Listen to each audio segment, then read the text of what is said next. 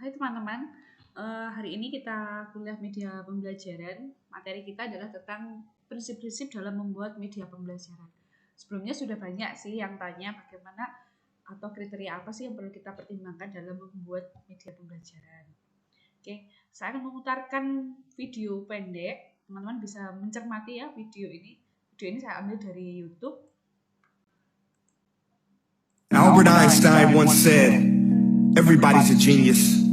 But if you judge a fish by its ability to climb a tree, it will live its whole life believing that it is stupid." Ladies and gentlemen of the jury, today on trial we have modern day schooling. Glad you could come. Not only does he make fish climb trees, but also makes them climb down and do a 10-mile run. Tell me, school, are you proud of the things you've done? Turning millions of people into robots, do you find that fun? Do you realize how many kids relate to that fish swimming upstream in class, never finding their gifts, thinking they are stupid, believing they are useless? Well, the time has come, no more excuses. I call school to the stand and accuse him of killing creativity, individuality, and being intellectually abusive. He's an ancient institution that has outlived his usage. So, Your Honor, this concludes my opening statement, and if I may present the evidence of my case, I will prove it. Proceed. Exhibit A. Here's a modern day phone. Recognize it? Here's a phone from 150 years ago. Big difference, right? Stay with me. Here's a car from today, and here's a car from 150 years ago. Big difference, right? Well, get this. Here's a classroom of today, and here's a class we used 150 years ago. Now ain't that a shame? In literally more than a century, nothing has changed. Yet you claim to prepare students for the future? But with evidence like that, I must ask, do you prepare students for the future or the past? I did a background check on you and let the record show that you were made to train people to work in factories, which explains why you put students in straight rows, nice and neat, tell them sit still, raise your hand if you want to speak, give them a short break to eat, and for 8 hours a day, tell them what to think. Oh, and make them compete to get an A. A letter which determines product quality, hence grade A of meat. I get it. Back then, times were different. We all have a past. I myself am no Gandhi. But today, we don't need to make robot zombies. The world has progressed. And now we need people who think creatively, innovatively, critically, independently, with the ability to connect. See, every scientist will tell you that no two brains are the same. And every parent with 2 or more children will confirm that claim. So please explain why you treat students like cookie cutter frames or snapback hats, giving them this one-size-fits-all crap. Watch your language. Sorry, Your Honor, but if a doctor prescribed the exact same medicine to all of his patients, the results will be tragic. So many people will get sick, yet when it comes to school, this is exactly what happens, this educational malpractice, where one teacher stands in front of 20 kids, each one having different strengths, different needs, different gifts, different dreams, and you teach the same thing the same way? That's horrific. Ladies and gentlemen, the defendant should not be acquitted. This may be one of the worst criminal offenses ever to be committed. And let's mention the way you treat your employees. Objection. Overruled. I want to hear this. It's a shame. I mean, teachers have the most important job on the planet, yet they're underpaid? No wonder so many students are short-changed. Let's be honest. Teachers should earn just as much as doctors, because a doctor can do heart surgery and save the life of a kid. But a great teacher can reach the heart of that kid and allow him to truly live. See, teachers are heroes that often get blamed, but they're not the problem. They work in a system without many options or rights. Curriculums are created by policymakers, most of which have never taught a day in their life. Just obsessed with standardized tests. They think bubbling in a multiple choice question will determine success. That's outlandish. In fact, these tests are too cruel to be used and should be abandoned, but don't take my word for it. Take Frederick J. Kelly, the man who invented standardized testing, who said, and I quote, "These tests are too cruel to be used and should be abandoned." Ladies and gentlemen of the jury, if we continue down this road, the results will be lethal. I don't have much faith in school, but I do have faith in people. And if we can customize healthcare, cars, and Facebook pages, then it is our duty to do the same for education, to upgrade it, change it, do away with school spirit, because that's useless. Unless we're working to bring the spirit out of each and every student, that should be our task. No more Common Core. Instead, let's reach the core of every heart. part in every class. Sure, math is important, but no more than art or dance. Let's give every gift an equal chance. I know this sounds like a dream, but countries like Finland are doing impressive things. They have shorter school days, teachers make a decent wage, homework is non-existent, and they focus on collaboration instead of competition. But here's the kicker, boys and girls. Their educational system outperforms every other country in the world. Other places like Singapore are succeeding rapidly. Schools like Montessori, programs like Khan Academy, there is no single solution. But let's get moving, because while students may be 20% of our population, they are 100% of our future.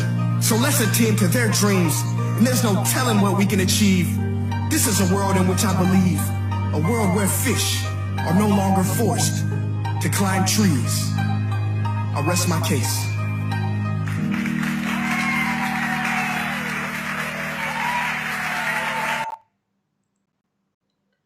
Oke, apa kesimpulan dari video tersebut? Kalau kita melihat ya, bahwa setiap anak itu memiliki perbedaan. Jadi tidak ada anak yang sebenarnya yang dikatakan bodoh, lalu anak yang pandai. Semuanya sama, semuanya memiliki kelebihan, memiliki keunikan masing-masing ya. Lalu juga kita tidak dapat memberikan perilaku yang sama kepada setiap perbedaan. Setiap perbedaan itu memerlukan yang namanya pendekatan, penanganan, dan juga pelayanan yang berbeda. Saya katakan pelayanan yang berbeda. Potensi belajar siswa itu didukung sebenarnya oleh gaya belajar mereka. Maka kita juga harus memahami sebenarnya bagaimana gaya belajar mereka. Di pertemuan sebelumnya sudah saya jelaskan bahwa kalau siswa tidak bisa belajar dengan cara kita, maka kitalah yang harus belajar atau kitalah yang harus mengajar dengan cara mereka belajar. Baik, kalau dari pendapat Heini dan juga Molenda, pemilihan media itu dengan menggunakan model Azure atau Azure. Yaitu yang pertama, analyze learner, karakteristik, menganalisis karakteristik peserta didik. Lalu S-nya state objective, merumuskan tujuan pembelajarannya apa, ini perlu dirumuskan. Lalu select, memilih dan merancang. Maka di tahap ini merancang dan juga memilih media. Utilize, menggunakan materi. Bagaimana menggunakan materinya di sini, menerapkan materinya seperti apa. R, require learner respond. Lalu kita uji coba bagaimana responnya dari peserta didik. Kita melihat. Lalu yang terakhir E adalah evaluasi. Nah, dalam memilih media, lalu juga mengembangkan media, Heini dan juga Molenda ini mengembangkan yang namanya model Azure. Jadi ini bisa menjadi salah satu dasar pertimbangan ya. Kalau dari sisi teori belajar, saya kutip dari Azhar Arsyad, yaitu pertama kita harus memotivasi peserta didik.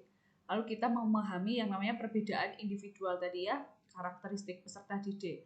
Lalu tujuan pembelajarannya apa? Organisasi isi ini kita turunkan dari kompetensi. Biasanya ada kompetensi dasar dari setiap mata pelajaran itu seperti apa, kita turunkan, kita pahami. Lalu juga adanya yang namanya persiapan sebelum belajar, lalu mempertimbangkan emosi peserta didik, lalu nanti apakah media itu bisa meningkatkan partisipasi, lalu umpan baliknya apa, dan ada yang namanya reinforcement atau penguatan dari media tersebut, memberikan penguatan apa bagi proses belajar siswa. Dan yang terakhir ada yang namanya latihan dan pengulangan. Biasanya kalau saya menyebut di mata kuliah saya yaitu merecall pelajaran yang lalu diberikan penerapan. Ini kalau dari sisi teori belajar ya, untuk yang namanya mengembangkan, memilih atau membuat sebuah media. Lalu kriteria media pembelajaran atau pemilihan media ini kita bagi menjadi 3. Pertama, sesuai tujuan pembelajaran, mendukung yang namanya fakta, konsep, prinsip, dan generalisasi. Lalu yang kedua adalah komunikatif, praktis, luas, dan bermutu. Luas artinya bisa digunakan di mana saja, fleksibel sesuai dengan tempatnya ya. Lalu yang 3 adalah guru terampil menggunakannya dan bermutu teknis. Kalau guru tidak bisa menggunakan, ya bagaimana kita akan menyampaikan yang namanya pesan atau bagaimana pesan itu nantinya bisa sampai ke peserta didik. Lalu perlu dipahami adalah setiap siswa itu memiliki gaya belajar yang berbeda-beda. Contoh nih, kenali mereka yang memiliki gaya visual biasanya ketika berhenti berpikir mata mereka bergerak ke atas. Lalu yang kedua, mereka gemar menggunakan barang-barang yang banyak mengandung warna. Lalu juga memiliki kecenderungan kalau berbicara cepat, tidak mudah terganggu oleh keributan. Lalu juga mengingat apa yang mereka lihat dan bukan apa yang mereka dengar. Jadi apa yang mereka lihat itu sangat kental sekali ya. Lalu membaca cepat dan tekun, tahu apa yang harus dikatakan, tapi kadang susah untuk menyusunnya. Ini orang-orang yang punya gaya visual. Meskipun ada sih gaya belajar kombinasi, baik dari visual misalkan dengan auditori itu ada. Lalu bagaimana penerapannya dalam sistem pembelajaran? Dalam sistem pembelajaran, maka guru atau pendidik perlu menggunakan yang namanya materi visual. Gambar-gambar itu sangat penting sekali. Lalu gunakan warna misalkan untuk menggarisbawahi yang penting. Lalu tunjukkan buku dengan gambar-gambar ilustrasi. Lalu dengan menggunakan multimedia juga boleh.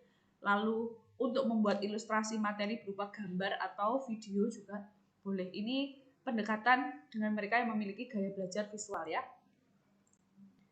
Lalu mari kita juga mengenali mereka yang memang memiliki gaya belajar secara audio atau auditori. Sebagian dari mereka memang memiliki kecenderungan musikal ya, biasanya suka bermain musik, suka mendengarkan dan sebagainya. Sebagian dari mereka juga sering lebih memilih kesunyian ketika berusaha berkonsentrasi. Jadi biasanya terganggu kalau ada keributan ya, ada suara-suara itu terganggu. Lalu berbicara dengan lambat, dengan irama atau ritme yang tertata. Nah ini Anda kalau bisa berbicara dengan ritme yang tertata, ritme yang baik, biasanya Anda memang orang-orang yang memiliki gaya belajar kecenderungan auditori ya. Lalu di saat mereka berhenti berpikir, mata mereka merawang ke depan, melihat ke depan gitu. Lalu ketika berhenti, mendengarkan dengan intens, biasanya suka mendengarkan orang-orang dengan gaya belajar auditori ini. Lalu berhenti sebelum menjawab dan sering mengulang kata-kata dengan cukup tepat. Jadi kalau misalkan saya dominan dengan gaya belajar auditori. Biasanya saya mengulang kembali kata-kata itu lalu saya ucapkan dengan lantang, dengan keras supaya telinga saya bisa mendengar dan saya mengingat. Memang sih kadang-kadang umumnya tertutup ya di dalam kelas teman-teman yang gaya belajarnya auditori ini. Maka seperti apa penerapannya kalau di dalam proses pembelajaran? Satu, gunakan materi ceramah yang menarik. Ceramah ya harus menarik, menggunakan cerita, lalu dengan ritme atau intonasi suara yang menarik. Lalu tawarkan juga pada murid Anda, apakah mereka nyaman belajar dengan musik atau tidak. Seperti itu juga bisa. Jadi Anda bisa memvariasi. Gunakan ritme dalam menjelaskan. Jika ada poin penting, maka keraskan suara Anda dan berikan penekanan. Nah, ini contoh misalkan untuk gaya belajar auditori ya. Lalu yang ketiga, kinestetik, karena biasanya hanya dibagi dalam 3 bagian besar, yaitu visual, auditori, dan kinestetik. Orang-orang atau anak-anak yang memiliki gaya belajar kinestetik atau cenderung di kinestetik itu biasanya ketika mereka merenung untuk berpikir, matanya akan menatap ke bawah. Anda menatap ke mana? Menatap ke depan, ke samping, atau ke bawah. Ketika mereka berbicara dan bergerak dengan cepat, memanipulasi dawai suara seperti otot-ototnya dengan lain meninggalkan dan merendahkan suaranya untuk menunjukkan emosinya. Memang tidak banyak sih kadang-kadang mereka yang cenderung di gaya belajar kinestetik. Tapi ciri-cirinya ya seperti ini biasanya. Lalu mereka sering menginterupsi temannya untuk bergerak, sering mengekspresikan dalam ungkapan, saya tidak dapat melakukannya. Lalu atau aku dapat kok melakukannya, keren dan sebagainya, dengan ekspresi dan gaya-gaya itu adalah mereka yang biasanya gaya belajarnya kinestetik ya. Lalu penerapannya dalam proses pembelajaran seperti apa? Nah, gaya kinestetik Anda bisa menggunakan yang namanya tidak memaksa anak kinestetik untuk belajar selama berjam-jam. Mereka yang kinestetik, ajak anak untuk belajar sambil bereksplorasi menggunakan objek belajar yang sesungguhnya. Dengan melakukan aktivitas ya, Lalu gunakan juga warna-warna terang untuk menggarisbawahi hal-hal yang penting dalam bacaan. Lalu memperbolehkan anak belajar sambil mendengarkan musik. Nah, ini gaya-gaya kinestetik. Jadi jadilah pendidik atau guru yang memerdekakan anak didik Anda sesuai dengan gaya belajar. Anda bisa kok nanti mengcombine media-media pembelajaran yang akan Anda pilih. Nah, contoh nih, misalkan nih ada situasi mencatat. Waktu itu harus mencatat ya. Orang-orang visual kecenderungan banyak catatan menggunakan gambar, diagram, dan sering digunakan dalam bicara. Biasanya dicoret-coret dan sebagainya. Sedangkan mereka yang auditoris sedikit mencatat tapi lebih suka mendengar tanpa beban dan mencatat dengan cepat apa yang mereka butuhkan, yang poin-poin penting aja. Kalau kinestetik sangat banyak mencatat namun tidak dibaca kembali. Ini teman-teman yang kinestetik ya. Kalau situasinya harus duduk misalkan, teman-teman yang gaya belajarnya visual biasanya memilih duduk di tengah agar dapat melihat banyak hal. Ini teman-teman yang visual. Tapi berbeda dengan teman-teman yang gaya belajarnya lebih dominan ke auditori. Banyak pasti yang lebih duduk di depan karena mereka ingin mendengar secara jelas dan sebagainya. Kalau kinestetik sih duduk di belakang, banyak bergerak dan sering merasa gelisah, tidak tahan untuk duduk lama ya. Lalu kalau situasinya harus mengingat angka nih, biasanya kalau mereka yang belajar cara gaya belajarnya visual yaitu melihat angka-angka tersebut dalam kepalanya lalu membacanya ketika dia memasukinya kembali. Kalau mereka yang auditoris biasanya mengungkapkan angka yang ada di kepalanya dengan keras. Biasanya mengucapkan kembali dengan keras supaya bisa diingat kembali. Kalau mereka yang kinestetik biasanya mengingat lokasi dan gerakan kunci, hanya dapat mengingat angka dengan ketika mengetuk-ketuk. Biasanya dengan mengetuk-ketuk. Gitu, sambil mengingat. Itu teman-teman yang gaya belajarnya kinestetik. Maka dalam mengajar pun Anda juga perlu mengkombinasi atau memperhatikan gaya belajar mereka ya. Kalau musik, mereka yang visual juga menyukai musik, enjoy untuk belajar. Kalau yang auditoris, ya jelas musik itu akan mengganggu kemampuan mendengar jika terlalu dekat, terlalu keras karena akan mengganggu konsentrasinya mereka. Sedangkan yang teman-teman yang memiliki kecenderungan belajar kinestetik itu musik mempengaruhi emosinya dan tingkat energinya. Jadi orang kinestetik juga suka ya dengan musik. Nah, lalu bagaimana cara menerima respon kalau teman-teman yang gaya belajarnya itu lebih dominan ke gaya belajar visual? Kalau yang visual tuh ingin melihat gambar, grafik, dan laporan-laporan yang diwarnai dengan banyak halaman di halaman itu banyak warna-warnanya itu visual, orang visual suka. Lalu kalau auditoris hanya mendengar Anda bercerita apa yang terjadi dengan keriuhan minimal sudah nggak peduli lagi, jadi lebih konsentrasi pada hal apa yang saat itu dihadapi. Kalau kinestetik ingin memperoleh data secepatnya dan kemudian ingin memperdebatkan titik-titik emosional yang paling baik itu di mana, itu teman-teman yang kinestetik. Memang sih kadang-kadang ada kecenderungan kombinasi antara visual dan auditoris atau visual dengan kinestetik. Memang ada salah satu yang sangat dominan, hanya satu saja juga ada. Jadi bermacam-macam. Maka perlu teman-teman pikirkan ketika memilih media pembelajaran, bisa dikombinasikan dengan strategi belajar supaya mereka yang memiliki gaya belajar berbeda-beda ini semuanya terfasilitasi. Contoh nih kalau di dalam kelas ya kondisinya seperti ini. Mereka yang memiliki kecenderungan gaya belajar auditorial biasanya duduk di depan sendiri.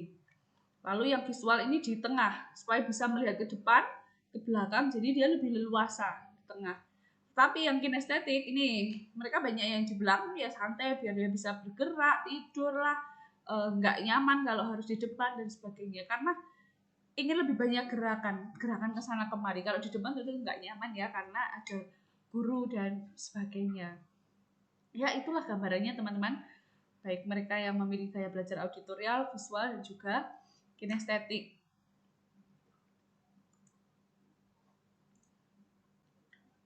Terima kasih, materi hari ini cukup sampai di sini. Saya juga memberikan handout, teman-teman bisa membacanya dan nanti mencoba menerapkannya ya. Terima kasih dan selamat belajar.